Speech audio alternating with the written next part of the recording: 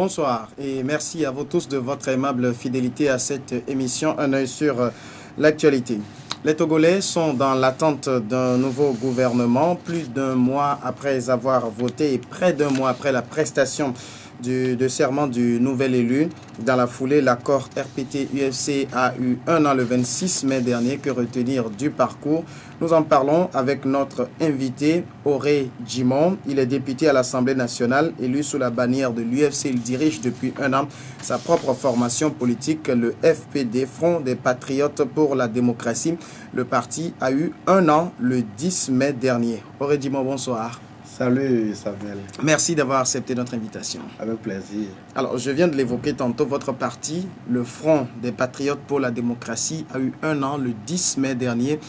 Un an de parcours. Quel est le bilan que vous faites aujourd'hui? Merci beaucoup pour cette opportunité. Le bilan est sur deux plans. D'abord, nous sommes retrouvés à Takwame pour célébrer ce moment très fort de l'existence du Front des Patriotes pour la démocratie. Nous avons fait le point sur le plan implantation. Vous savez, c'est un jeune parti, mais la plupart des membres fondateurs sont des anciens militants d'autres formations politiques. Alors, nous avons fait le point sur l'implantation par rapport aux réorganisations des fédérations. Et nous constatons le comité directeur national avec les responsables de la base sont vraiment en harmonie et nous pensons que vraiment le parti avance sans tambour battant. Parce que la plupart des fédérations, c'est-à-dire les préfectures, que nous appelons fédérations, pour la plupart, sont maintenant en voie d'être réorganisées par rapport à la vision du FPD. Deuxième chose, sur le plan politique, nous avons fait le bilan de nos contacts par rapport toujours à cette vision. Le contact qui nous a dirigés et nous orientés vers les autres formations politiques, tous les principaux leaders de l'opposition, nous avons eu à échanger avec eux, des leaders de la société civile également, pour partager le point de vue du FPD selon lequel il n'y a que la transition politique pour sauver le Togo. Et les militants aussi nous ont soulevé leur inquiétude par rapport aux agissements des UNIR à l'intérieur du pays, même au siège du parti. À Lomé ici, le FPD, à notre siège, avait été attaqué, vous le savez très bien, par une milice organisée des UNIR pendant leur campagne. Mais le FPD a fait face à tout cela par rapport aux stratégies d'intimidation, de menaces. Bref, le FPD résiste et le FPD se porte bien. Le FPD se porte bien. Vous avez dit votre bilan, vous l'avez fait aussi en termes d'implantation. Oui. Là, comment, à quel niveau vous vous situez aujourd'hui? Oui, en termes d'implantation, parce que, sans se voiler la face, parce que à la création du parti, les membres fondateurs proviennent de toutes les préfectures du pays. Mais nous avons jugé bon de réorganiser le parti dans toutes les sous-sections, c'est-à-dire dans tous les villages de notre pays. Et à ce niveau, nous disons que nous avoisinons 80% de l'implantation du parti. Voilà sur le plan bilan relatif à l'implantation. Dans tout le pays, c'est ça? Dans tout le pays. Mais on ne vous sent pas beaucoup dans les autres villes. À part à Takwame, on ne vous sent même pas vraiment très fort à Lomé. Oui, vous savez, Lomé, il ne faut pas... Vous savez, chaque parti politique avec sa stratégie ou ses principes. Nous ne voulons pas faire du bruit pour du bruit. Il faut faire du bruit parce que on veut faire avancer quelque chose. Les gens étaient dans la logique d'aller dans la forfaiture qui vient de se passer. Nous, faire du bruit pour quoi faire? Ça n'a pas de sens. Parce que, justement, notre priorité, c'est l'implantation. Et dès qu'on finit l'implantation, nous allons faire bouger les lignes. Et ça, nous y croyons fermement. C'est pourquoi, tapage médiatique, non, nous répondons à vos invitations, à vos sollicitations du monde des médias pour partager notre point de vue, parce que c'est un devoir aussi aux hommes politiques de répondre favorablement aux invitations ou aux sollicitations des journalistes. Nous le faisons. Et personne à Lomé ici ou à l'intérieur du pays ne pourrait dire que le FPD, on ne connaît pas sa position. La position est connue de tout le monde. Et certains même nous donnent, nous collent des appellations, parti de transition politique, parti de oiseaux rares. Voilà, c'est déjà identité remarquable par rapport au FPD. Voilà. Est-ce qu'en termes d'adhésion, vous pouvez aujourd'hui, après 1 an de parcours, estimer que vous avez quand même un certain nombre d'adhérents qui sont membres du parti? Ce n'est pas quand même, parce que les registres sont là. Les registres du parti sont là. La liste des membres fondateurs, la liste des membres des comités fédéraux, des comités de section, des comités de sous-section. La sous-section, c'est l'unité de base à l'intérieur de chaque section. Et section aussi, unité de base pour la fédération. Dans la plupart des préfectures du Togo. Et à Takwame, nos responsables étaient venus de Sinkansé, de Tone, de Pendial, de Tanjouare, de Koza, d'Assoli, de Tchaoudjo, et de Sotubois, de Blita, Akebou, Wawa, tout, Bamono. Et nous étions retrouvés à Takwame pour vraiment célébrer ce moment de joie. Parce que ce n'est pas facile de tenir une conviction. L'audace de tenir une conviction a son prix. Et le prix, vraiment, c'est le courage. Et nos responsables de l'intérieur, nous saluons leur courage. Parce que ce n'est pas facile. On a cru nous intimider quand nous avons fini avec l'UFC. On a cru nous embastiller pour la destination de l'UNI. Ça n'a pas été possible. Et aujourd'hui, avec fierté, nous nous sommes retrouvés à Takwame pour célébrer cela, qu'en avant la lutte pour l'avènement de la démocratie au Togo. Donc vous estimez aujourd'hui que vous jouez quand même un rôle dans le débat politique au Togo? Nous jouons un rôle, ce n'est même pas quand même, nous jouons un rôle. Parce que par rapport au parti représentatif, vous savez, le FPD, c'est un parti dont se réclame un député à l'Assemblée nationale. En la modeste personne de son président national. Même si vous n'avez pas été élu sous la bannière de ce parti-là. Ça n'a rien Je n'ai pas été élu grâce à la popularité de l'UFC. Non, vous étiez sous la bannière de l'UFC quand vous avez été Bien élu. entendu. Oui, donc aujourd'hui, vous ne pouvez pas dire n'avoir pas été élu grâce à sa popularité. Non, ce n'est pas grâce à sa popularité. Vous pensez que si vous étiez sous une autre bannière, vous auriez été élu? Oui. Ça, rien ne le prouve, hein, parce que vous étiez présenté sous les couleurs de l'UFC. Je vais vous expliquer. Je vous explique la situation. Vous allez dans l'Est Mono aujourd'hui, l'UFC n'existe plus. Dans l'Est Mono, il n'y a que 2 partis politiques, c'est UNI et le FPD. Voilà la réalité. Comme le FPD n'a pas pris part au processus électoral, n'a soutenu aucun candidat, l'Est Mono, c'est UNI qui a fait tout ce qui bon lui semble. Voilà la preuve concrète. Vous ne verrez plus personne en t-shirt jaune pour parler de l'UFC. En 2007, ceux qui ont été élus en 2007, c'était grâce à la popularité de l'UFC. Situons les choses dans leur contexte.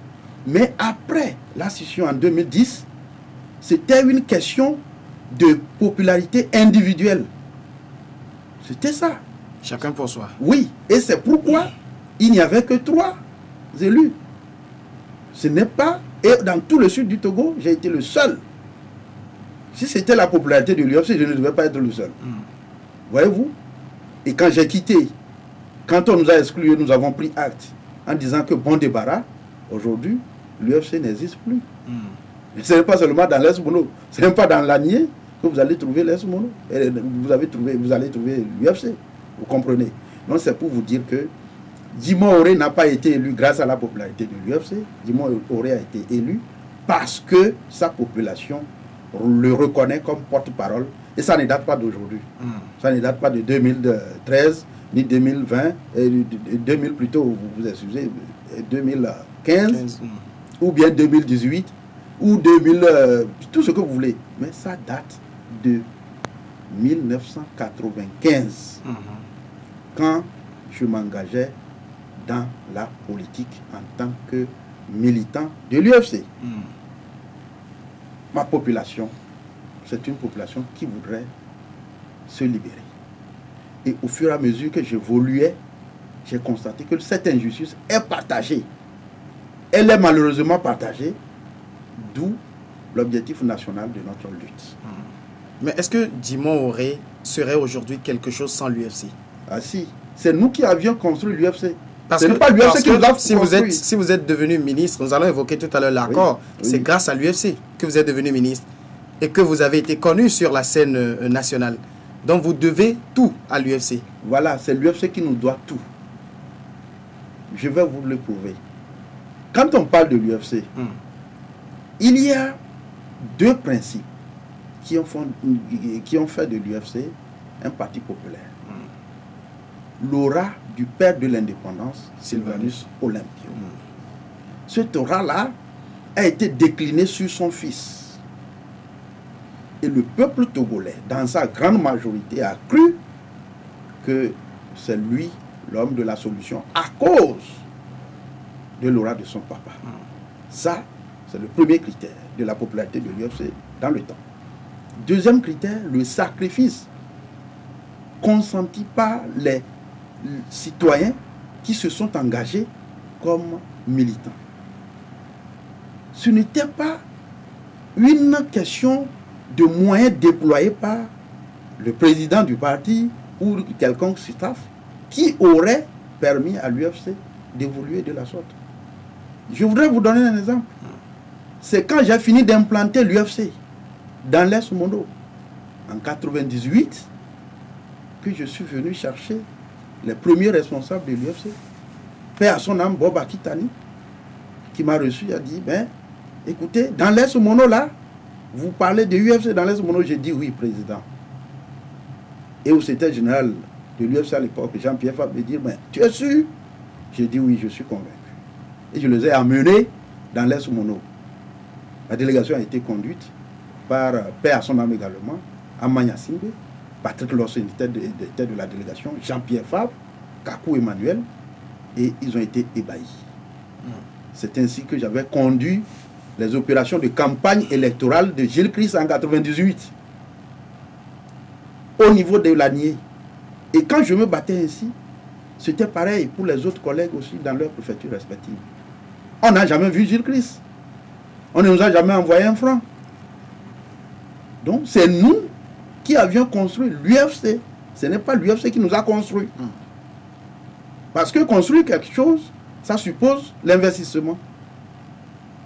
Gilles Christ n'a pas investi de l'argent qui se serait servi, utilisé au niveau de la base pour la popularité de l'UFC. Non.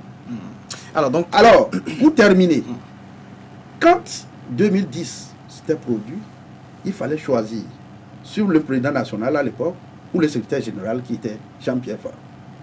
Et quand Gilles Christ Olympio a été abandonné par ses premiers lieutenants, il était au chaos. Pour le soulever, pour le reprendre, pour le récupérer, c'est nous. J'en suis fier. J'ai aidé ce vieux à ne pas piquer de crise. Oui, c'est nous qui l'avons aidé. Ce n'est pas lui qui nous a aidés. Nous l'avons aidé pour qu'il ne sombre pas dans le cachot du désespoir. Et vous avez joui du fruit après, en vous faisant élire. Pas question de fruit. De l'UFC. Non, je viens de vous le démontrer. Que aurait à sa popularité qui n'a rien à voir avec l'appartenance politique. C'est bien. Maintenant, on va parler, dire en quelques mots, cet accord RPT-UFC en 2010, c'était le 26 mai. Aujourd'hui, vous pensez que cet accord a contribué en quelque chose dans le pays? Oui, oui. Cet accord, vous savez, il y a eu deux accords sous le règne de Faure. L'accord politique global et l'accord RPT-UFC. Ce sont ces accords qui ont permis à Faure de s'installer aujourd'hui. L'accord RPT-UFC a eu le mérite en son temps de faire reprendre la coopération pleine et entière avec les partenaires en développement. Ce qui a entraîné l'allègement de la dette du Togo déjà en novembre 2010. L'Allemagne qui a traîné les pas, en novembre 2011, l'Allemagne aussi a repris avec le Togo. Donc, même l'accord avait deux contenus, ou bien deux aspects. Son contenu avait deux aspects. Aspect apaisement politique et aspect appartenance politique pacifique. Voilà. Mais quand le premier aspect a été réalisé, déjà, l'apaisement politique, déjà, fin de l'année 2010, début 2011, l'apaisement politique était déjà au rendez-vous. Ce qui a encouragé même l'Allemagne à revenir. Ça, il faut le reconnaître. Maintenant, quand il fallait aborder l'aspect politique, vraiment, s'agissant de l'alternance, en 2015, c'est là où tout a chamboulé. Et c'est la cause fondamentale de la brouille qui s'est déroulée au sein de l'UFC, et on a préféré nous mettre à la porte, plutôt nous libérer. Voilà. On vous a mis à la porte parce que vous n'étiez pas d'accord, parce que nous étions pas d'accord. Que les choses ne se passent pas comme prévu. Voilà. Tout simplement, je voudrais rappeler quelque chose. Les gens, je dis, hein, par rapport à cet accord, ceux qui sont mieux placés pour en parler, c'est Gilles lui-même. Là où je suis. Comment est-ce que cet accord a été mal appliqué? Il y avait eu un comité de suivi de l'accord, présidé par Gilles Olympio lui-même. Les représentants du parti au pouvoir, à l'époque, c'était les ministres Barké et Bodjola. Il y avait Maître Jovi Gali du côté de l'UFC qui accompagnait Gilles Christ. On s'était parvenu à une conclusion pour les réformes. Et on avait une majorité mécanique en ce temps-là à l'Assemblée nationale. Et donc, les réformes pour liquider l'APG devraient s'opérer avant 2012. Mais quand tout était prêt, le pouvoir a enfariné Gilles Christ Olympio et nous a tourné en bourrique pour dire, écoutez, oui, nous sommes parvenus à une entente pour ces réformes, mais il faut ratisser large, il faut créer CPDC renouvelé. Donc ce que vous dites là, c'est que l'UFC a été roulé dans la farine. Ça c'est clair. Si Gilles Christ Olympio ou quelqu'un de l'UFC là dit le contraire, c'est de la mauvaise foi. C'est de l'irresponsabilité. L'UFC a été enfariné par la création du CPDC rénové. Et c'est là, et c'est pourquoi, si quelqu'un veut démentir, il n'a qu'à m'expliquer pourquoi, janvier 2012, le Premier ministre Ngo avait convoqué tous les partis politiques à la primature et l'UFC avait refusé. L'UFC avait refusé parce que l'UFC se voyait enfariné. Parce qu'on a dit qu'on voudrait aller discuter encore du contenu des réformes alors que tout était déjà prêt avant fin 2011 pour que l'Assemblée nationale puisse voter et on n'en parlerait plus des questions de réforme aujourd'hui. Le Togo serait déjà très long. Et dans cette histoire de CPDC renouvelé, tout a été enterré. C'est à partir de cet instant 2012-là que moi j'étais devenu perplexe par rapport au contenu et au parcours ou au cheminement que nous avions engagé avec le parti au pouvoir. J'ai compris tout de suite que ces gens sont de mauvaise foi. Quand vous les respectez, ils ne vous respectent pas. Voilà. Dans ces conditions, il appartenait au président du parti UFC à l'époque, M. Gilles Christ Olympio. Il lui appartenait de dire, bon, si tel est le cas, c'est la rupture.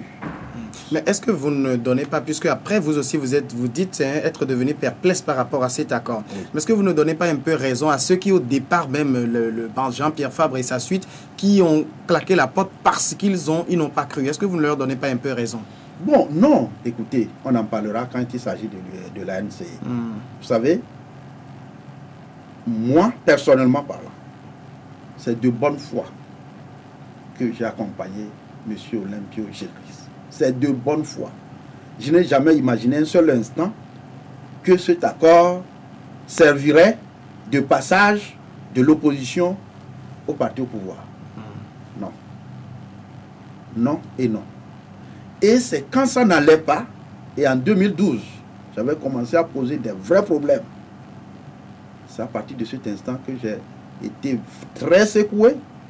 Parmi les ministres UFC, j'ai été le seul. J'ai tenu mon courage à deux mains pour avancer. Parce que Gilles Christ lui-même me disait, calme-toi, il y a les législatives qui arrivent. Après les législatives, on pourrait se séparer avec notre partenaire. Mais quand les législatives sont arrivées, résultat catastrophique. Et il dit non, on continue comme ça, j'ai compris. Et j'ai dit voilà, vous ne m'aurez pas avec vous. Ceux qui sont avec vous, ce sont des gens qui n'ont personne sur la conscience. Moi, j'en ai. Et je ne peux pas amener ma population à l'abattoir. Et voilà la réalité. Année 2015, ces cadres qui restent avec Gilles Christ ont tous battu campagne pour fort. Ça voudrait dire que la deuxième partie de l'accord qui devait être respecté, qui n'a pas été respecté, a été remplacée par la compromission totale. Voilà. S'ils ont battu campagne pour le chef de l'État, c'est parce qu'ils ont estimé que ces réalisations, quand même... C'est de l'abomination. Waouh. C'est de l'abomination.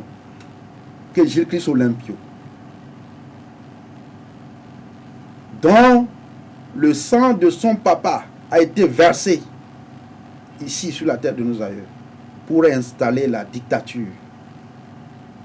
Et la dictature qu'il a combattue, vraiment combattue, avec toute son énergie, qu'au finish, qu'il devienne conseiller pour cette dictature, c'est de l'abomination.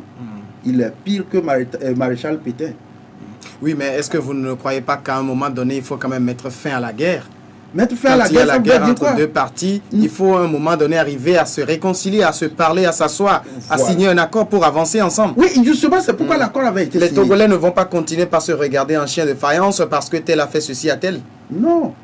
Le problème du Togo, qui te concerne, qui me concerne et qui nous concerne, c'est la question de l'instauration de la démocratie en lieu et place de la dictature. Vous estimez, vous, qu'on est carrément dans une dictature, c'est ça? Et vous-même? Oui, mais notre régime n'en a pas les caractères de la dictature. Si, voilà. Vous et moi, nous sommes sur ce plateau, nous pouvons tenir ce débat-là. Dans un régime dictatorial, je ne crois pas qu'on pourrait tous les deux être ici en train de tenir ce débat. Si. Non. Quand vous allez en Corée du Nord, par exemple, on ne peut pas faire ce débat à la télévision. J'en viens.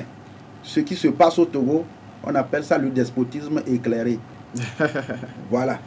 C'est le fort là que Gnassingbé fils est en train d'opérer. Le dénominateur commun, c'est la dictature. Fort peut faire encore 100 ans au pouvoir. Ce qui est clair dans la mémoire collective, c'est qu'il est l'incarnation de la dictature de son papa. C'est clair et net. Est-ce que vous ne voyez pas que depuis qu'il est venu au pouvoir, il a essayé d'impulser une nouvelle dynamique à ce pays? Il a mis des choses en place. Comme quoi? Oui, mais vous regardez. Comme quoi? J'ai évoqué tout à l'heure la liberté d'expression que nous avons. Mais écoutez, vous ne savez pas ce que c'est. À l'actif de Fort, il y a trois tests politiques qu'il a foulé au pied. L'accord politique global, l'accord RPT-UFC et les conclusions de la CVJR. Voilà des aspects politiques de grande envergure qui sont des actions de bonne foi, que ce soit de la part de l'opposition ou de la société civile, pour l'aider à faire asseoir la démocratie. Vous êtes sorti par la grande porte. Nous sommes sur un terrain politique, Djimoré. Sur un terrain politique, il est facile d'écraser son adversaire pour passer. Vous le convenez avec moi. Nous sommes sur un terrain politique. Et si l'opposition n'arrive pas à s'organiser pour obtenir des choses, ça, ce n'est pas la faute au président de la République. C'est sa faute. Ça relève de la mauvaise foi. La mauvaise foi, ça voudrait dire quoi? Monsieur Niaoui et Monsieur Auré signent un engagement. Ça voudrait dire qu'il y a une partition à jouer. Écoutez, et si vous remplissez vos obligations et moi j'en refuse, ça voudrait dire que je suis de mauvaise foi. Vous estimez que l'opposition a rempli sa part? Bien sûr. Vous croyez? Oui, par rapport à l'APG. Mais ça a été un effort d'oublier les massacres de 2005 pour aller à l'APG. L'APG, c'est la résultante des massacres de 2005. Et c'est ça qui a donné une sorte de légitimité à Fort. Et qu'en est-il comme résultat?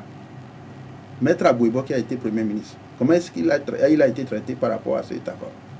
Je ne pense pas que Maître Abouibo dirait qu'il a été très fier par rapport au rôle qu'on l'a fait jouer.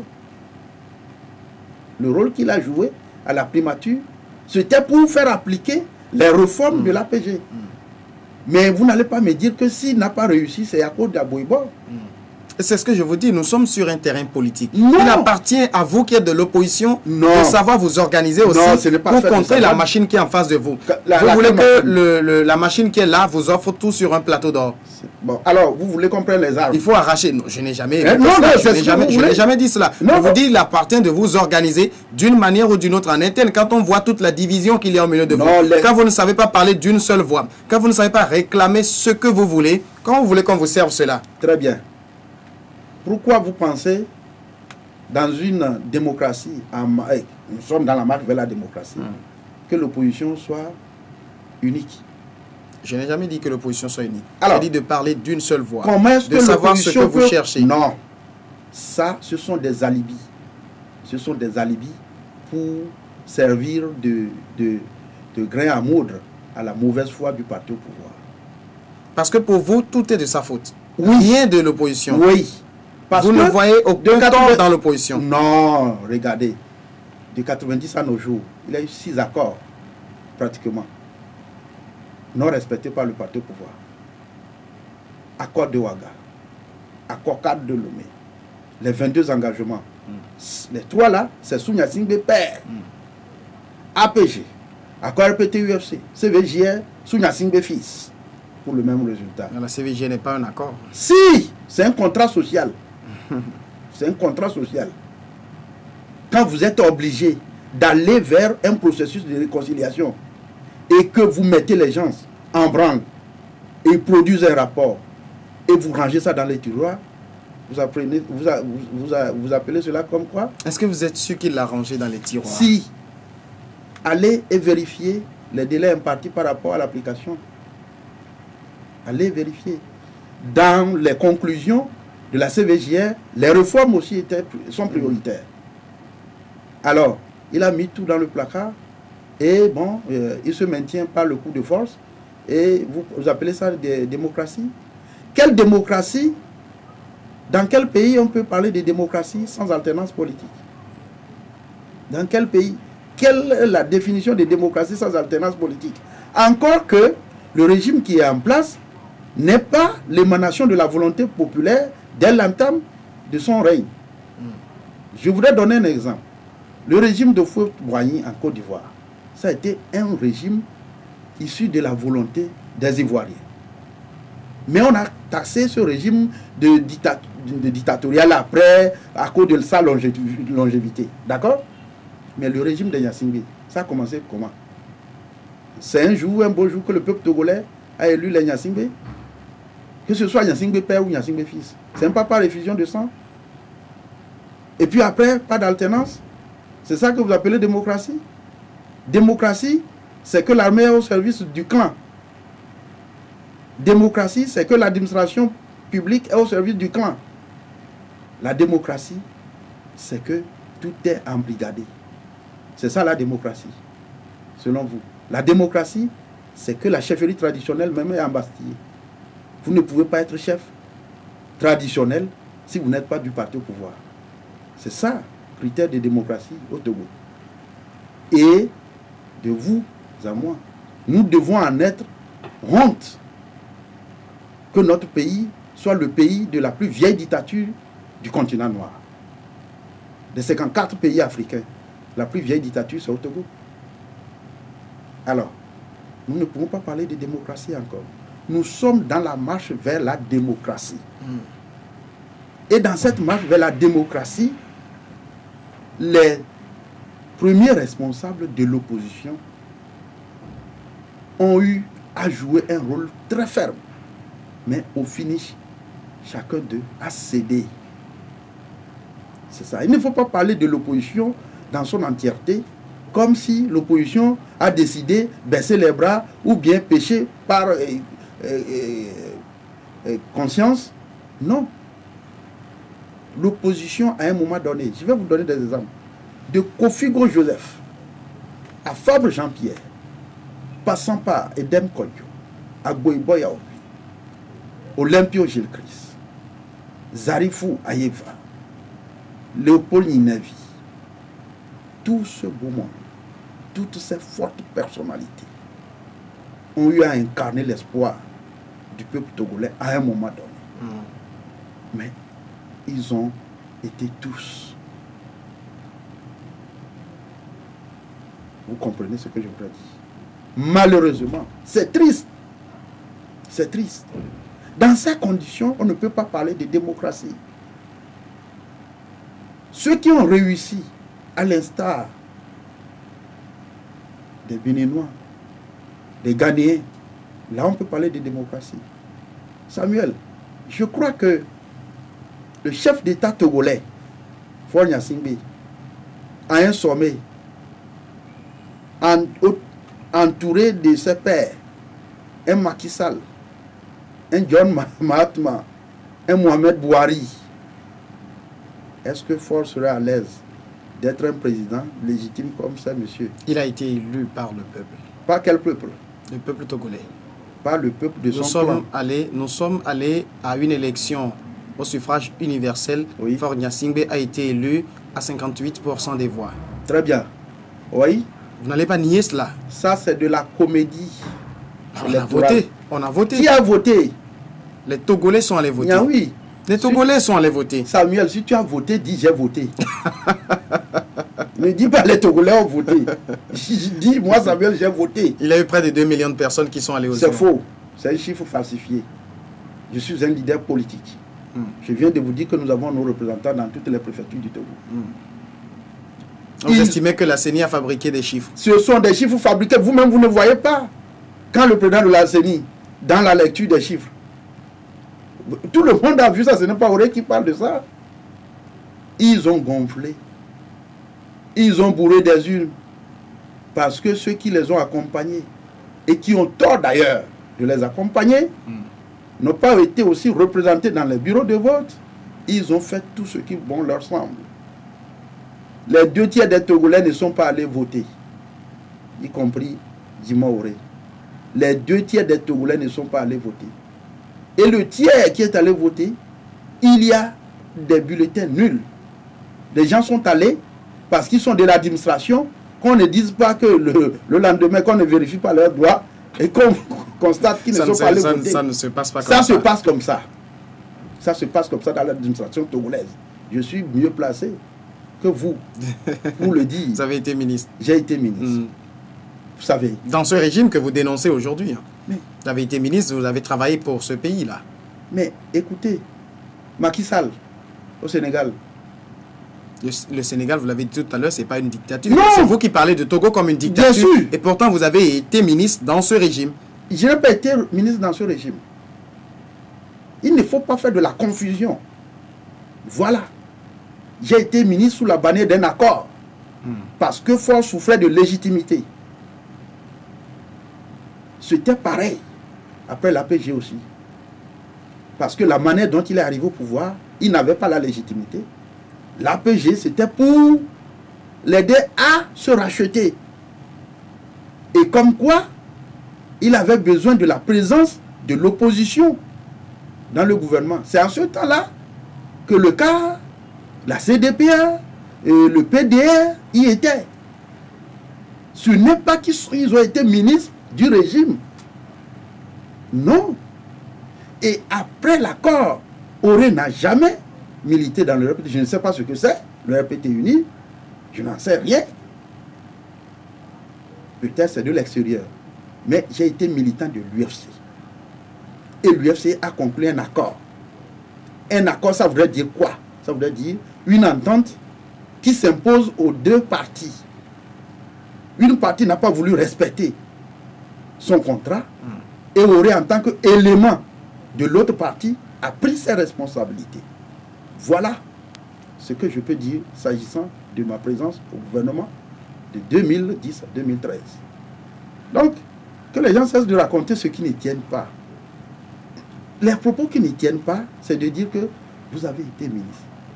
Il y a eu des premiers ministres dans ce pays issus de l'opposition. On ne peut pas dire qu'ils ont été premiers ministres du régime.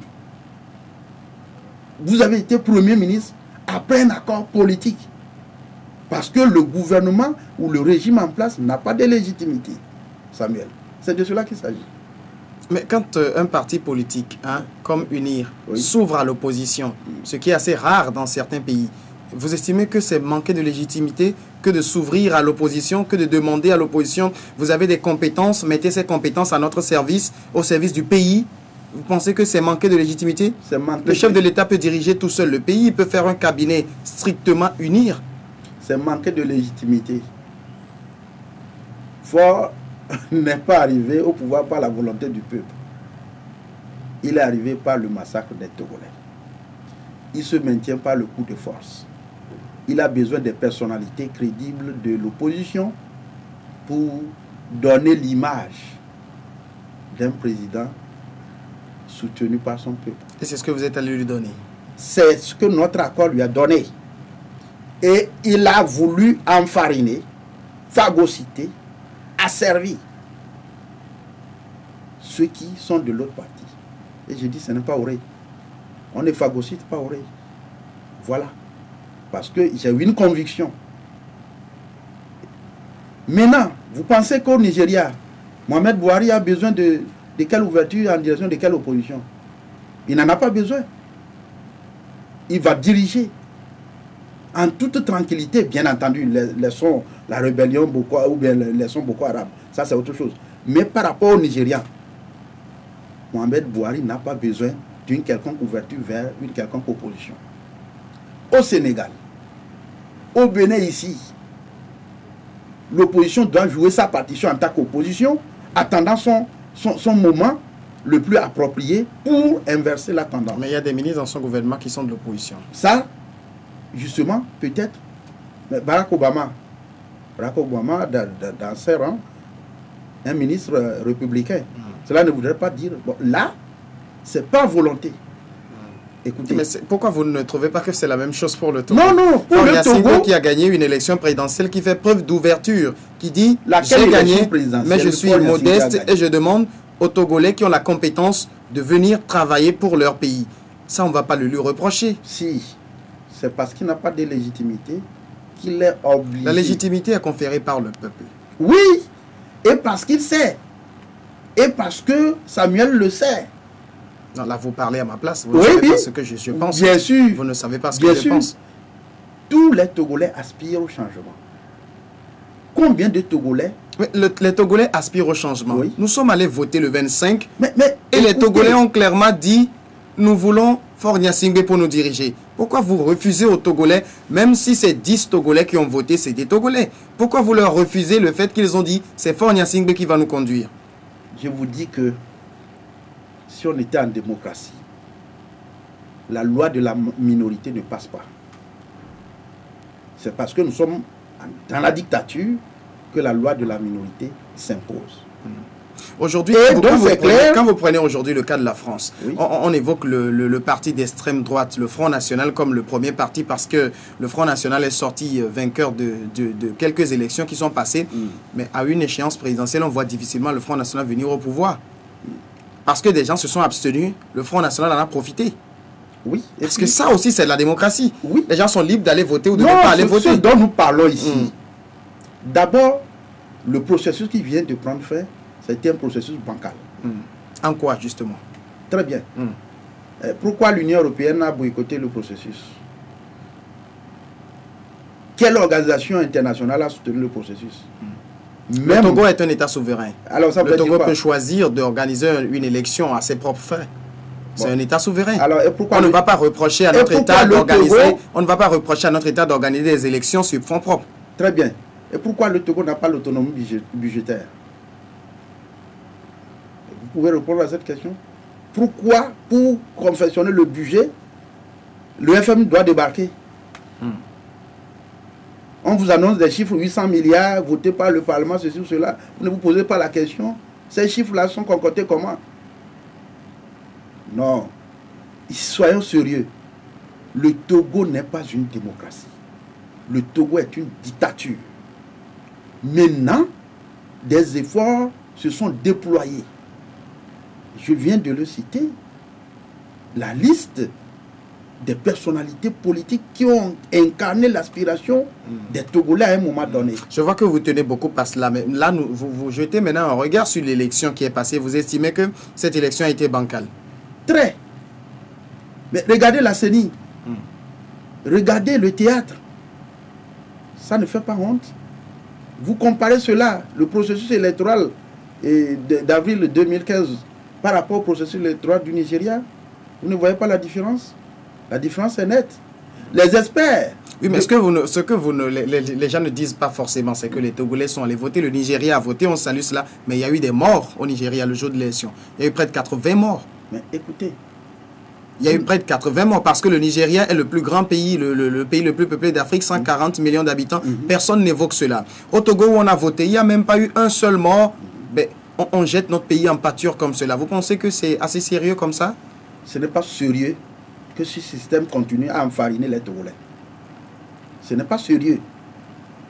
D'abord, la question est de savoir, Faure veut aller où? Le pays c'est pour eux ou bien c'est pour tous les Togolais? La Constitution lui permet d'être candidat. Laquelle Constitution? La Constitution de son que clan. nous avons. La Constitution que nous avons. Clan. Oui, mais on ne va pas revenir sur cette histoire. Si, mais là, ce que je vous pose comme question, oui. Le processus est passé. Est-ce que vous êtes en train de donner un tort à l'opposition d'avoir participé à cela? Oui, l'opposition qui a participé à ce processus a fait preuve d'irresponsabilité. Je le répète, parce que j'ai eu à discuter avec eux, avec les principaux responsables de cette opposition qui a pris part au processus. Ils reconnaissent que c'est un processus mauvais. Et pourtant, c'est comme si les mains et les pieds ligotés, ils sont allés à cette élection. Comment pensez-vous que les réformes n'ont pas été faites? Et en même temps, avec une cour constitutionnelle acquise, une CENI, vous ne maîtrisez même pas. La preuve, voilà les représentants de CAP 15 qui ont claqué la porte en disant qu'ils n'étaient même pas associés à ce qui se faisait. Et ça a été un processus, ça. Les experts de l'OIF avaient conclu dans leur rapport que le fichier électoral n'était pas parfait, n'était pas correct. Mais, comme les participationnistes se sont entendus, il y a eu consensus pour y aller, feu vert. Vous comprenez? Ça fait sourire. Et c'est pourquoi. Et après maintenant, un candidat de l'opposition saisit cette OIF pour s'attendre à être porté au pouvoir par l'OIF. Vous prenez cela comme une responsabilité. L'OIF, les experts vous disent le fichier n'est pas bien, n'est pas correct. Et vous dites non, vous êtes prêt pour battre votre adversaire qui a toute la machine de fraude en main. Vous y allez et vous constatez les dégâts. Ils ne sont pas naïfs avant d'y aller. C'est pourquoi je parle de l'irresponsabilité. Ils ne sont pas naïfs. Ce ne sont pas des naïfs. À l'heure où je vous parle, au Burundi, hier j'ai écouté, j'ai suivi à une chaîne internationale le porte-parole de l'opposition majoritaire de Burundi en disant que ça ne valait pas, ça ne vaudrait pas la peine que l'opposition aille au scrutin de juin prochain. Voilà une opposition responsable. C'est ce que les aînés aussi devaient faire ici en disant... Vous auriez aimé qu'ils boycottent. Oui. Donc le CAR a raison selon vous? Le CAR a raison, mais le CAR a participé à la CENI. Oui, mais ça c'est du droit, ils ont le droit parce qu'il est un parti parlementaire. C'est ce que Jacques ici était là la semaine dernière sur ce même fauteuil que vous. Il disait qu'ils ont le droit, étant parti parlementaire, la loi leur donne le droit d'être à la CENI. Bon, écoutez, vous dites que on dit, il y a un adage qui est clair là-dessus. Ce que vous ne voulez pas manger, ne le partagez pas avec les dents. Vous êtes resté à la CENI pour constater quoi? Et au finish, les résultats là vous engagent les représentants du CAR à la CENI ou pas? Alors, non. Le CAR a raison de prôner le boycott. Ça c'est clair. Mais le CAR n'a pas raison de ne pas quitter l'administration électorale. Vous auriez aimé que le CAR démissionne de la CENI? J'ai été contacté selon les règles de l'Assemblée nationale. Le président de l'Assemblée nationale m'a écrit me demandant de m'impliquer dans le processus de la recomposition de la CENI, ce qui est tout à fait légal et normal. Mais j'ai répondu par la négation. J'ai le droit, en tant que député de l'opposition parlementaire, de participer à la recomposition de la CENI. J'ai dit non. Il faut régler les problèmes politiques d'abord. Et cette question, j'en ai discuté avec les principaux leaders des partis représentatifs au Parlement. le leader de l'ANC, le leader du CAR, le leader d'Adi. J'ai discuté avec eux. Ils ont dit justement, les réformes ou rien. Les réformes ou rien, et on finish. C'est un coup pour aller à l'élection. Et ça n'a pas de sens. Donc, je dis que ils sont allés, en connaissance de cause, légitimer une forfaiture. Oui, mais comment vous expliquez cette manière-là dont ils ont agi? Ils ont dénoncé le fait que on ne faisait pas les réformes, ils ont dit pas de réforme, pas d'élection, et puis après ils sont allés. Comment vous l'expliquez, vous? Non, ça n'a pas d'explication. Et s'il devait avoir explication, c'est qu'ils ont un deal. C'est ce que nous appelons agenda caché. Ils ont un agenda caché. Maintenant, est-ce qu'ils seront courageux pour remplir leur cahier de charge jusqu'à la fin? Attendons de voir. Si vous attendez un premier ministre issu de leur rang, là, ils sont en train de foncer pour pouvoir remplir leur cahier de charge. S'ils ne se rebiffent pas. Voilà.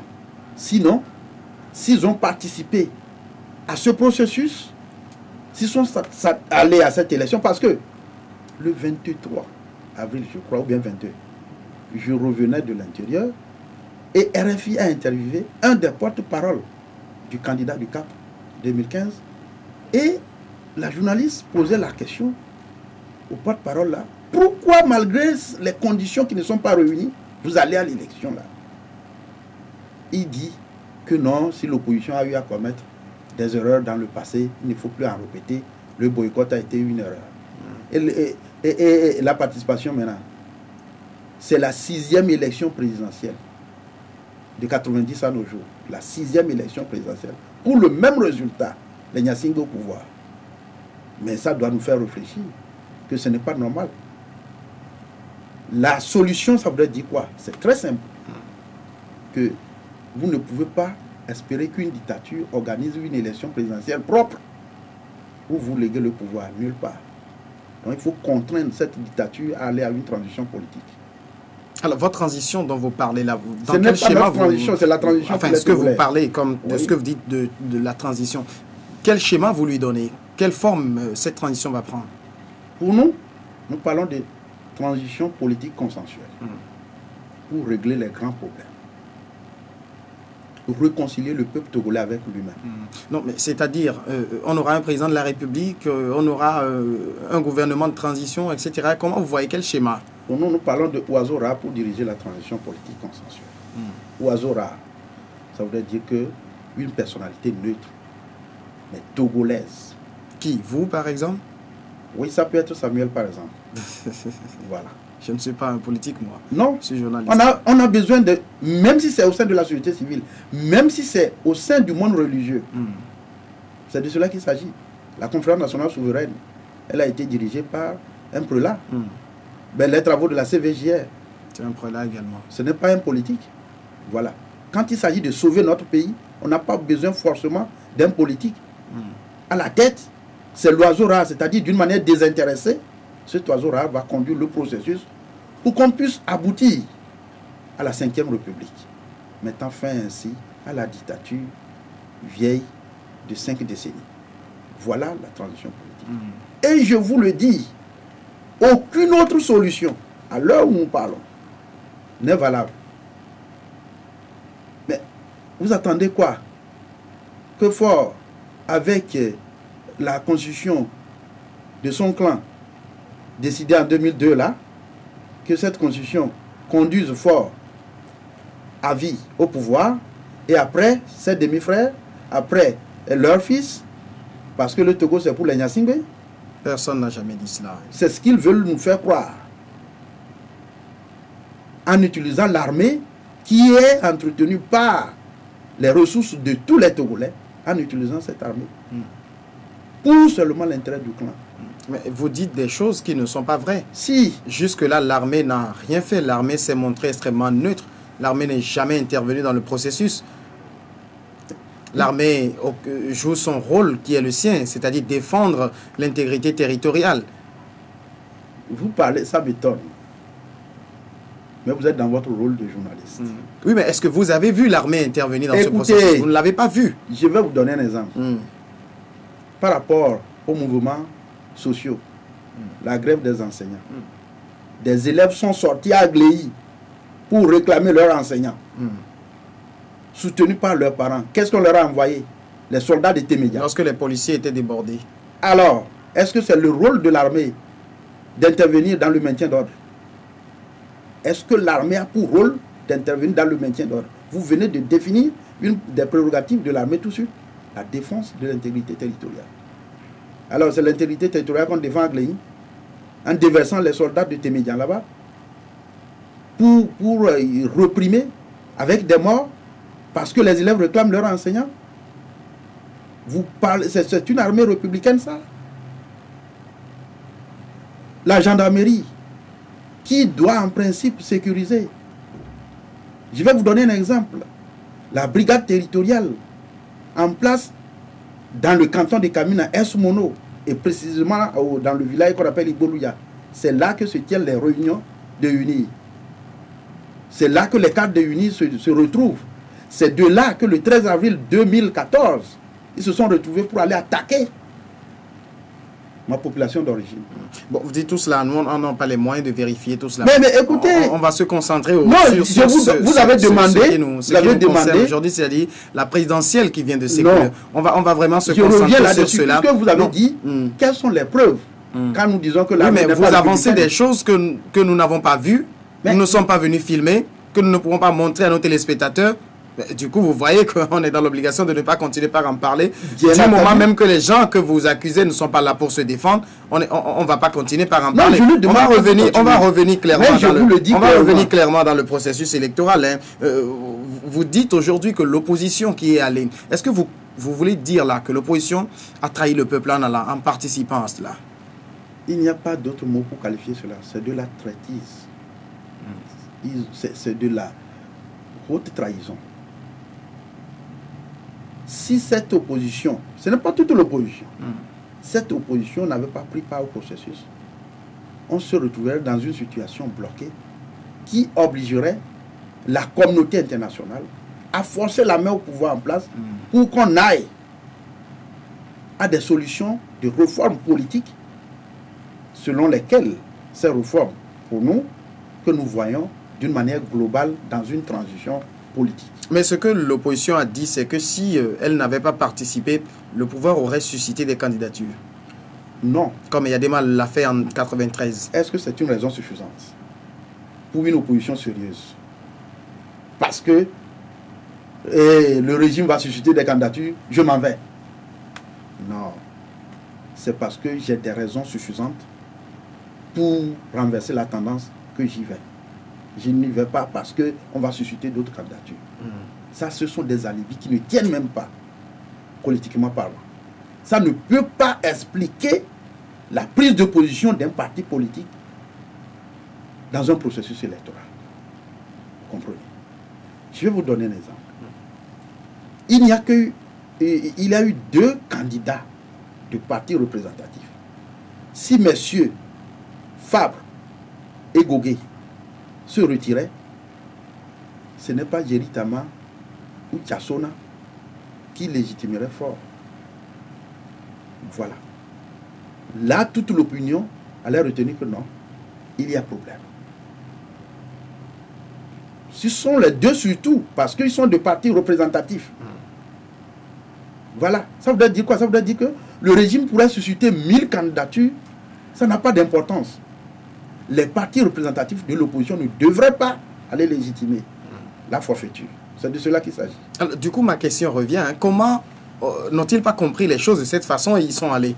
Si, ils ont compris. C'est pourquoi je venais de le dire tantôt. Ils ne sont pas des naïfs. Ce ne sont pas des naïfs. Ce sont des têtes pensantes, très informées, très averties. Ils l'ont fait en connaissance de cause. C'est là que nous parlons de deal ou agenda caché. Pour aboutir à quoi? À eux de savoir. Mais, dans tous les cas, ce n'est pas pour l'intérêt général. Ils l'ont fait pour eux-mêmes, selon vous. C'est pour l'intérêt partisan et particulier. Voilà. Ça n'a rien à voir avec l'intérêt général. Cependant, peut-être on en arriverait, quelle que soit la nature du gouvernement, qui sera formé par force, la crise togolaise va rebondir. Voilà, c'est de cela qu'il s'agit. Parce que les Togolais, vous leur posez la question partout, du sud au nord, de l'est à l'ouest, à quand la fin de la domination? À quand la fin de ce système? C'est ça. Et quand il y a cette préoccupation, ça voudrait dire que les lendemains fâcheux nous attendent. Alors, voilà, donc nous sommes dans une situation à présent où un président de la République est là, du moins jusqu'à 5 ans. Alors, dans ce cas, votre formule de la transition, comment est-ce qu'elle va se mettre en place quand nous avons un président qui est élu, qui a prêté serment, qui est là jusqu'en 2020? Il est là en 2020 pour son clan. C'est ce qu'on appelle président de fait. Voilà. Tout comme son papa, il ne sera jamais légitime jusqu'à la fin de son règne. Notez cela, aujourd'hui, nous sommes... Bon, retenez la date d'aujourd'hui. Faure peut régner à vie, comme son papa, mais l'histoire le retiendra que le peuple togolais a malheureusement connu la dictature des Gnassingbé. C'est tout. Mais vous ne répondez pas à ma question. Si. Votre transition. J'en viens. Oui. Maintenant, donc c'est pour vous dire que ce n'est pas un président élu pour 5 ans, vous parlez. C'est cela que j'ai expliqué de cette manière. Le fait est là, il est élu. Donc voilà, il est là jusqu'en 2020. Oui, c'est un président de fait. Ça, on ne va pas le nier. C'est un président de fait. D'accord? Bien. La transition, ça voudrait dire quoi? Ça voudrait dire que c'est la période au cours de laquelle les grands problèmes seront réglés. Faure peut faire encore 10 ans, 20 ans au pouvoir. Il ne pourra pas régler les problèmes. Parce que c'est son régime, le régime qu'il incarne, qui est la cause fondamentale de ces problèmes. Et en réglant ces problèmes, il va partir. Or, il ne veut pas partir. Il veut régner à vie comme son papa. Il n'a jamais dit cela. Si. Il n'a jamais dit cela. Il n'a pas besoin de le dire. C'est de l'insulte à l'intelligence du peuple de croire que il a besoin de le dire avant que le peuple ne s'en rende compte. Sinon, son troisième mandat là n'a pas de sens. S'il était réellement dans la logique d'un patriote vrai. Ça, c'est l'esprit partisan. Nous sommes dans un système démocratique où vous avez une constitution. Vous avez une constitution. Oui, mais si vous refusez de voir la démocratie, le fait est là. Vous avez une constitution qui l'autorise à être candidat. On a envoyé une proposition, un projet de réforme à l'Assemblée. Vous, les députés, vous l'avez rejeté. Quels députés? Les députés ont... Bon, nous, on a vu les résultats. Il y a eu 62 voix contre, alors, 25 pour. Alors, les députés qui ont rejeté, ils sont de quel parti politique? Ça, personne ne saurait le dire. Le vote était secret. Non. Laissez-moi, monsieur... Je ne saurais jamais pour lequel, si c'est oui ou non, pour lequel vous avez voté. Ça, je ne le saurais jamais. Moi, je m'étais abstenu. Je m'étais abstenu. Il y avait eu une seule abstention, je crois. C'est vrai. Les 62 ou 63 députés, allez les chercher du Parti uni. Uni répété. Ce sont des élus du peuple aussi. Mais je ne refuse pas. Oui, mais qui ont dit non à un projet de loi, il faut en prendre acte. C'est cela aussi la démocratie. Non, même si ça fait mal, écoutez, même si cela fait mal, il faut l'accepter. Ce n'est pas ça la démocratie. Ce n'est pas ça la démocratie. C'est être réfractaire à la démocratie. Parce qu'il y a des accords politiques au-dessus, bien avant l'installation de cette Assemblée nationale. Pourquoi y a-t-il eu l'APG? Si il y a la Constitution et qu'il n'y a eu aucun problème ou bien qu'il n'en a même pas, pourquoi l'APG? C'est parce qu'il y a un problème. Et s'il y a un problème et il y a un accord politique qui est signé pour régler le problème et vous ne voulez pas le respecter, le contenu de cet accord, ne venez pas nous dire que non, on est des élus, nous sommes des élus du peuple, on fait à notre manière. C'est ça qui témoigne clairement que nous ne sommes pas en démocratie. Où un seul parti contrôle toutes les institutions de la République. Toutes les institutions de la République. L'armée nationale, là, pour de sales boulots. La Cour constitutionnelle, la justice, l'armée, je venais de parler de l'Assemblée nationale, la HAT, le gouvernement, toutes les institutions de la République. Le Bénin ici vient de terminer un processus électoral. Le bureau de l'Assemblée nationale du Bénin qui vient d'être mis en place, 7 sont issus de l'opposition. Un seul est issu du parti de la mouvance au pouvoir. Présidé par Adrien Mbouidji. Voilà une démocratie vivante. Voilà une démocratie vivante. Et ça voudrait dire que les Béninois sont souverains. Le pouvoir est entre les mains du peuple béninois qui en décide en toute souveraineté. Ici, le pouvoir, c'est dans les casernes. C'est le parti au pouvoir qui a gagné les législatives. Non, je n'en disconviens pas. Je n'en disconviens pas. Vous verrez si Yahi Boni sera président encore après 2016. De toutes les façons, il va partir. La Constitution l'oblige à partir. Il va partir. C'est ça la démocratie. Leur mandat est limité là-bas. Ils n'ont pas la même constitution que nous. Le mandat est limité au Togo aussi. Non. Si. La constitution que nous avons, le mandat n'est pas limité. Le mandat est limité. La constitution que nous avons actuellement, le mandat n'est pas limité. Samuel, le mandat est limité. Nous avons une constitution dans laquelle le mandat n'est pas limité. Je dis que le mandat est limité. Vous voulez le prouver par quoi? Voilà. Très bien.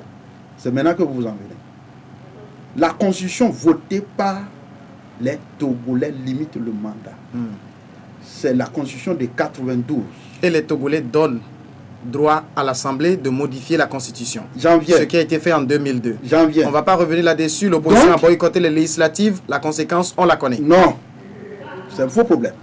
Mais l'opposition a boycotté. Ça, on va pas le nier. L'opposition a boycotté les législatives. Même pas. En 2002, l'opposition a boycotté les législatives. S'il y avait une minorité de blocage, comme dans le cas d'espèce, ce serait difficile de modifier la Constitution. Parce qu'il faut le 4/5e de l'Assemblée pour pouvoir modifier une seule virgule de la Constitution. Mais alors, au Burkina Faso, quand Blaise Compaoré voulait il a voulu faire son coup de force, le peuple s'y est opposé. Voilà. Vous n'allez pas me dire au Togo, il n'en a pas été comme ça. Vous n'allez pas me dire que l'Assemblée nationale qui était en place n'allait pas entériner. Elle devrait entériner. Il fallait que certains de l'opposition s'ajoutent. Voilà. Ce qu'il a voulu faire. Le peuple ne l'a pas accepté. Au Togo, nous n'avons pas ce cas-là. Si. La constitution que nous avons aujourd'hui chez nous. La constitution que nous avons aujourd'hui. Nous avons un mandat illimité. Il dit le président de la République est élu pour un mandat de 5 ans. Il est rééligible, tout simplement. Ok. Si cette constitution ne pose pas problème, pourquoi l'APG parle de réforme constitutionnelle et institutionnelle, Samuel? L'APG signée par le parti du chef de l'État reconnaît que cette constitution pose problème et qu'il faille la réformer. D'où l'APG. D'où l'exigence des réformes institutionnelles et constitutionnelles. Alors, mais ça voudrait dire tout simplement que cette constitution n'a pas de légitimité. Et c'est reconnu même par le parti au pouvoir que cette constitution n'a pas de légitimité. C'est pourquoi le parti au pouvoir a signé l'accord qui préconise sa réforme. Voilà. Maintenant que le parti au pouvoir revienne à remettre en cause son engagement pour ne pas accepter la réforme de cette constitution, c'est de la mauvaise foi. On ne peut pas dire que cette constitution est légitime et qu'elle permet au chef de l'État de régner à vie. Voilà comment je viens de vous prouver que cette constitution n'est qu'une constitution d'un clan. Si tel n'est pas le cas, ça ne serait pas une exigence d'un accord politique signé par le parti au pouvoir lui-même. Du coup, maintenant, qu'est-ce que vous, de l'opposition, vous devez faire pour, puisque là, de toutes les façons, on a déjà voté, le chef de l'État, il est là. Comment faire maintenant pour parvenir à avoir les réformes avant les prochaines joutes électorales? Oui. Il s'agit de comment mettre fin au système en place. Si vous voyez toujours les choses de cette façon, ça va être difficile. Hein. Vous ne pouvez pas chercher à mettre fin à des gens. Ils sont aussi togolais, ils ont le droit de diriger le pays.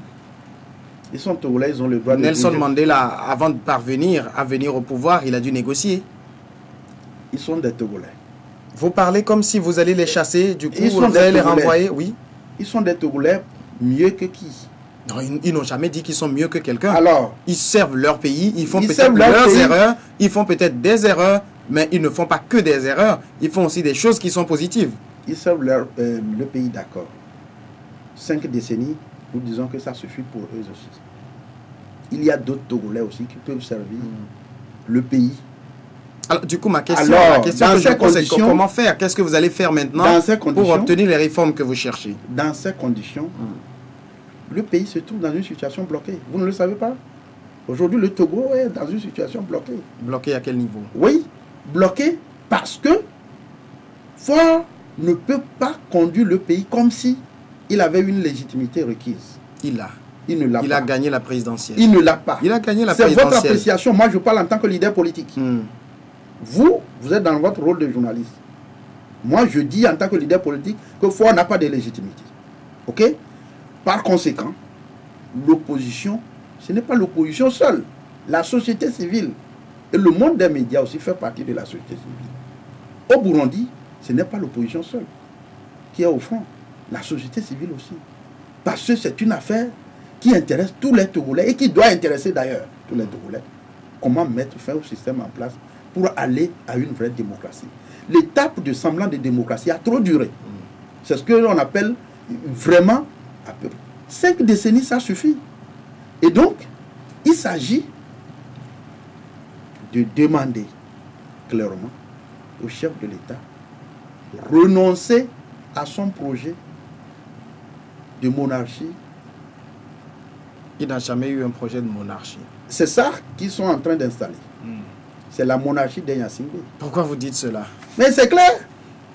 Puisque les Togolais n'ont jamais décidé qu'à la mort de Gnassingbé père, bon, que ce soit cette histoire, on ne va pas toujours revenir à cela. Mais cela fait partie de l'histoire du Togo. Nous sommes obligés de l'accepter, même si c'est difficile. Non, mais, et continuer. Aujourd'hui, nous sommes en 2015. Vous oui. évoquez quelque chose qui s'est passé il y a 10 ans. Oui.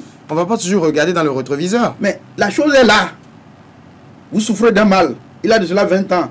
Et la souffrance perdue. Vous allez dire, non mais, écoutez, comme ça fait 20 ans déjà, la souffrance perdue, je dois l'oublier. Mais maintenant, comment vous allez faire pour obtenir les réformes, puisque c'est cela que vous jugez important? Qu'est-ce que vous allez faire pour avoir les réformes? Vous savez, partout, dans tous les pays, il n'y a que le peuple. Il n'y a que le peuple. Le peuple a décidé. Il n'y a que le peuple. Laissez-moi parler du vrai peuple.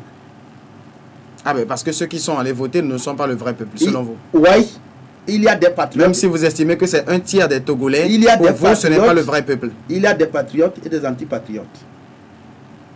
Oui.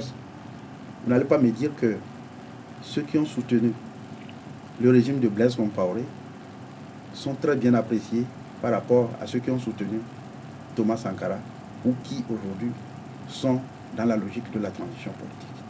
Il faut faire la part des choses. C'est une question d'appréciation. Vous n'allez pas me dire que ceux qui ont soutenu le gouvernement de Vichy, l'histoire de la France, ont été pardonnés par l'histoire. Non. Donc, faisons la part des choses. Il appartient au peuple de rebondir. Ce que l'opposition doit faire, c'est d'appeler à la renaissance de la lutte. Quand on vous écoute, Djima Oré, on a l'impression que vous faites de l'exclusion, que vous excluez une partie du pays, que vous excluez un certain nombre de citoyens. Par rapport à quoi? Est-ce que vous pouvez arriver, parce que là, vous dites qu'il y a des gens qui sont patriotes, des gens qui sont anti-patriotes. Je viens d'évoquer le cas Mandela, où il a dû s'ouvrir aux Blancs, qui ne représentent peut-être que 10% de la population sud-africaine. Oui, mais vous voyez le parcours de la lutte. Est-ce que vous pouvez faire l'alternance que vous voulez sans ceux qui sont aux affaires aujourd'hui? Mais si nous parlons de transition politique consensuelle, le mot consensuel voudrait dire quoi? Oui, mais vous évoquez un mot et tout ce que vous développez semble dire le contraire. Très bien, ça ne dit pas le contraire. Donc vous allez travailler avec eux. Nous avons envoyé un document au chef de l'État le 3 octobre. Le projet, notre mémorandum. De l'année dernière, c'est ça? Oui. 3 octobre 2014. Parlant de transition politique consensuelle. Maintenant, s'il refuse... Il vous a répondu? Non. Raison pour laquelle, d'ailleurs, à la présentation des vœux, mon parti aussi a boycotté. Voilà. Ça, parce que nous sommes en politique. Il faut le respect mutuel. Alors, vous n'allez pas me dire que quand une dictature refuse l'autocritique, refuse l'ouverture vers la vraie démocratie. La dictature dont vous parlez, en fait, vous dites qu'elle refuse l'autocritique, vous êtes en train de la critiquer là. Non. Et vous allez sortir de ce studio, rien ne va vous arriver. Mais pourquoi personne ne va rien vous faire? Oui, mais justement parce que vous traitez le régime, le pouvoir qui est là de dictature, et pourtant vous êtes libre de venir parler dans les médias. Vous êtes libre de faire vos activités politiques, et rien ne vous arrive. Pour nous, nous sommes dans la marche vers la démocratie. On parlera de la démocratie quand un jour le système de Gnassingbé... Est-ce que vous ne croyez pas qu'avec Faure Gnassingbé, il y a quand même eu du changement par rapport à son père? Il n'y a pas de changement. Il n'y a pas de changement. Moi, je suis un homme politique, j'ai souffert et je continue pas à souffrir des affres de la dictature. Peut-être vous, non. Il y a des foyers où ce régime a semé désolation. Et écoutez, il y a des plaies encore qui sont très ravivées. Il ne faudrait pas qu'on donne l'impression que Faure est en train de faire quelque chose de potable. Il est en train de conduire le pays vers la catastrophe même. Son projet de s'éterniser au pouvoir est synonyme de projet de chaos. Vous parlez d'un projet comme si vous l'avez vu faire un projet. C'est ça qu'il est en train d'opérer. Comment? Son troisième mandat. C'est clair. Revenons à ce qui est précis. Il appartient au peuple togolais. Quand nous disons le peuple togolais, c'est la majorité qui est dominée par la minorité. C'est à cette majorité de rebondir. Elle a donné, elle a fait preuve de sa volonté de se débarrasser de ce système. 90, ça a été une révolution, mais c'est l'inconséquence des leaders qui a permis au régime de se maintenir. C'est pourquoi je vous demandais tout à l'heure si vous dédouaniez l'opposition. Non. L'opposition a fait des erreurs. Bien sûr. Vous parlez toujours du pouvoir, mais vous ne dites rien de l'opposition. Ben, écoutez, je dis, tout est mis en œuvre pour que l'opposition ne puisse pas amener le peuple togolais à la terre promise. Parce que nous sommes sur un terrain politique. Oui, nous sommes sur un terrain politique. Mais en politique, ça ne se pardonne pas. Non. Sur un terrain politique, une dictature doit être reconnue comme une dictature. Comme tel, Samuel, c'est pour te dire que, très simplement, le peuple togolais ne s'est pas résigné. Bon, quand il appartiendra peut-être au peuple, puisque vous refusez à ce peuple d'avoir voté en toute âme et conscience et d'avoir choisi le président, mais bon, le peuple, il lui appartiendra, quand on aura encore une consultation électorale, de se décider de qui va prendre les rênes du pouvoir. On va revenir maintenant au second sujet de cette émission, c'est la démission du Premier ministre Artem Kwesi-Seliagoji Ahmed-Zounou. Vous avez servi sous lui, du moins dans le gouvernement Zounou 1, vous aviez été son ministre de la Communication. Quel regard sur le personnage? Rapidement, je voudrais dire, la solution à la crise togolaise n'est pas d'ordre électoral. Bon, on a passé cette page-là. On va revenir maintenant. Oui. On va revenir maintenant par rapport à la question du Premier ministre. Oui. Sur le personnage d'Artem Ahmed-Zounou, quel regard? Je ne peux pas commenter le personnage. Non, mais vous avez été son ministre de la Communication. Écoutez, ça n'a pas d'importance pour les Togolais. Aujourd'hui, pour les Togolais... Il y a un Premier ministre qui est sortant, les Togolais veulent savoir le profil qu'il a été. S'agissant de la question du Premier ministre, je vais, d'une manière caricaturale, il y a 3 groupes de Premiers ministres qui ont eu à passer à la tête du gouvernement dans ce pays. Ah, vous ne voulez rien dire sur Ahmed-Zounou? J'en viens. Le groupe des Premiers ministres issus directement des rangs de l'opposition. Il s'agit de Joseph Kofigo, Edem Kodjo, Agboiboy Aovi. Voilà, issus directement des rangs de l'opposition. Il y a le groupe des Premiers ministres issus du système même. Vous avez Koulouché, vous avez Agueyome, vous avez Koman Mali, ça, vous avez Kofi Sama, c'est issu du système même ça. C'est le groupe de ces Premiers ministres. Et il y a le 3e groupe, les Premiers ministres technocrates indépendants, comme Adoboli et Umbo. Voilà les 3 groupes de Premiers ministres qui ont eu à diriger les gouvernements passés. Maintenant, Ahmed-Zounou, c'est un autre groupe que lui, il commence comme ça. Il n'est pas du groupe des opposants directement nommés, ni du groupe des technocrates, il était de la ni CPP, du groupe, j'en viens, ni du groupe des éléments du système même. Lui, c'est un opposant converti et après nommé. Voilà, c'est une autre réalité.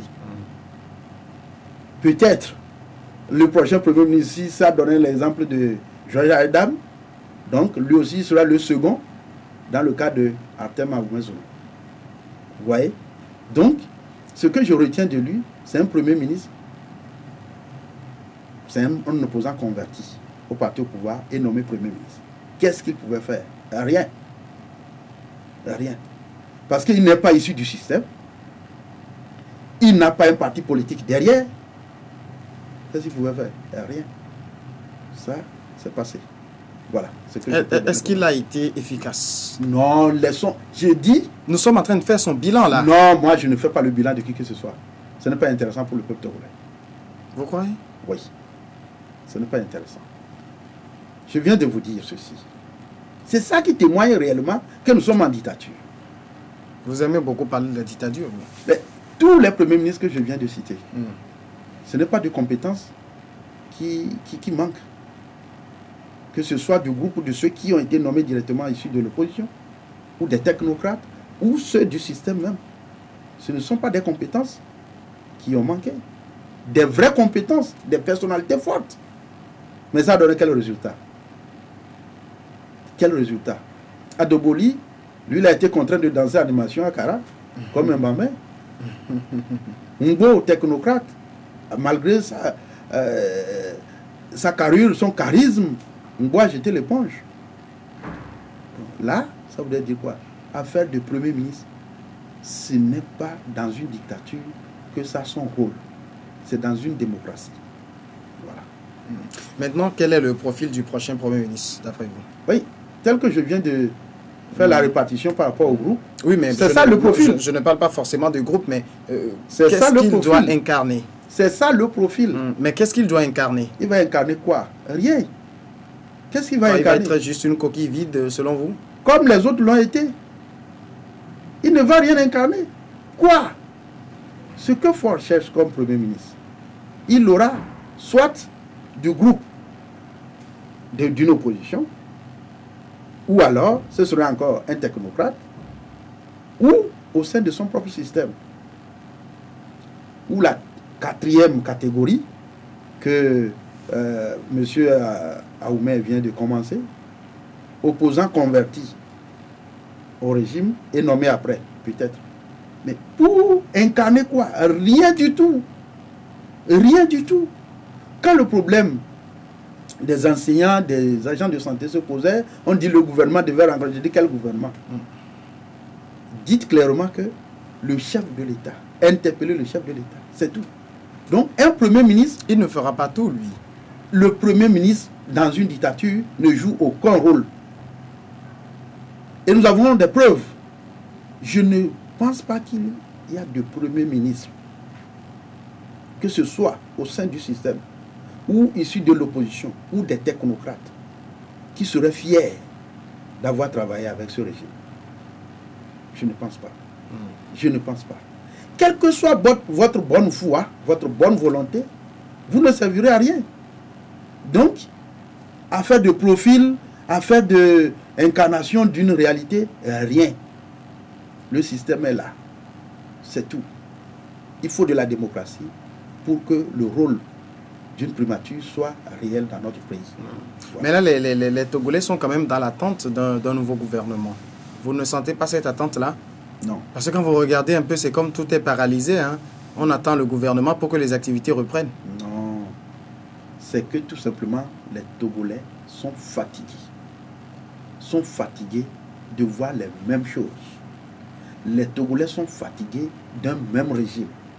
Les Togolais sont fatigués d'un même nom à la tête du pays. C'est le désintéressement total. Ce n'est pas une question de gouvernement attendu. Quels que soient ceux qui seront dans ce gouvernement, ça ne changerait rien. C'est encore pour les mêmes résultats. C'est pourquoi les Togolais sont désemparés. Et tout est paralysé. Ce n'est pas une quelconque formation de gouvernement qui allait régler un problème. C'est pour vous dire que quand un peuple perd l'espoir, là, la situation devient catastrophique. Et pour nous, au FPD, nous disons clairement que le plus tôt sera le mieux. Le plus tôt sera le mieux. L'indifférence qu'affiche le peuple togolais, ce n'est pas une indifférence comme ça, qui doit être prise comme une résignation pour l'éternité. Voilà la lecture qu'il faut faire de cette indifférence du peuple qui donne l'impression qu'il y a une attente par rapport à une quelconque formation de gouvernement. Alors, du coup, le président de la République est là, le gouvernement va venir, même si vous refusez de vous prononcer là-dessus. Quels doivent être rapidement les grands chantiers du président? Mais Je ne sais même pas s'ils ont un programme. Ah, il a présenté un projet de société, c'est sur la base de cela qu'il a été élu. Ils n'ont jamais eu de projet de société. Moi, j'ai eu copie de ce projet de société. Laissez, tout le monde peut écrire pour balancer. C'est de la blague. Tout le monde peut écrire pour balancer. Aujourd'hui, le FPD dit clairement qu'on n'attend rien et que le peuple ne doit rien attendre d'un quelconque gouvernement. Ben, de toutes les façons, c'est eux qui dirigent et le peuple. Mais j'en viens. Le peuple doit attendre quelque chose de, forcément. Ce que nous devons attendre de fort, c'est qu'ils se rachètent. Qu'ils se rachètent en convoquant un dialogue national au cours duquel on va se regarder les yeux dans les yeux pour régler les problèmes du pays, mettre en place une constituante et revoir tous les tests, aller à un référendum. Il est en train de chercher à refonder la Constitution. Non.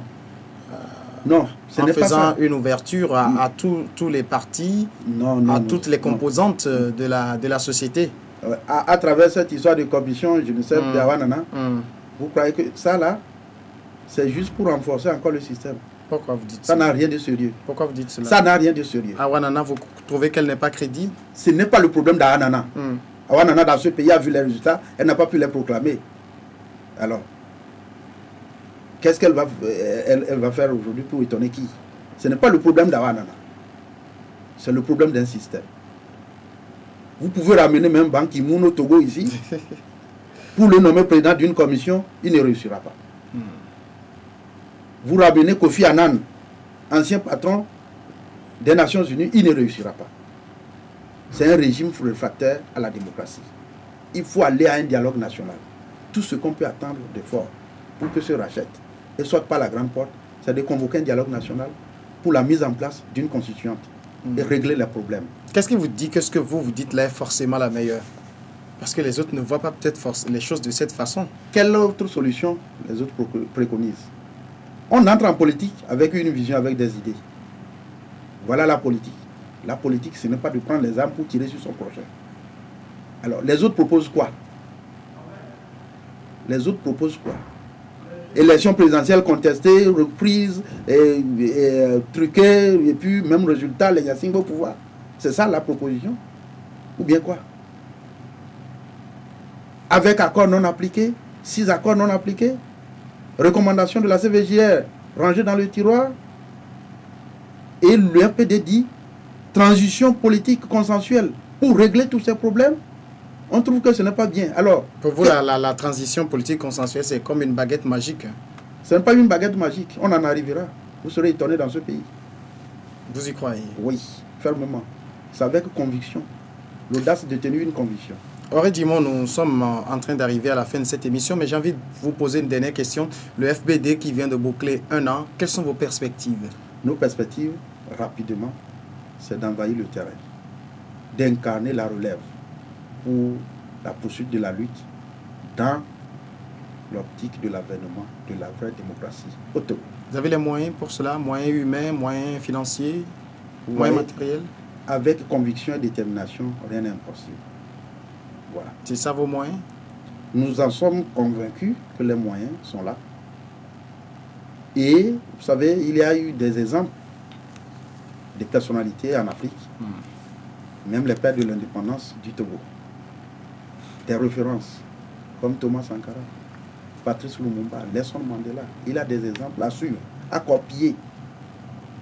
On ne peut pas aller à la résignation. La résilience, oui.